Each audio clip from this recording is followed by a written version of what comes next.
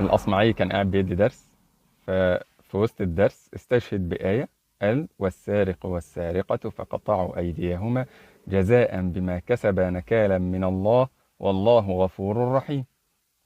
فطلع له واحد كده من ضمن الناس اللي قاعدين، قال له: يا أصمعي، كلام من هذا؟ قال له: هذا كلام الله. قال له: حاشا لله أن يقول هذا الكلام.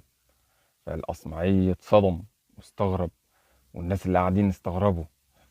يا أخي، أنت حافظ القرآن؟ قال له: لا.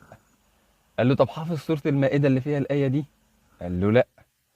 قال له: طب أنا بقول لك دي آية في سورة المائدة في كتاب الله.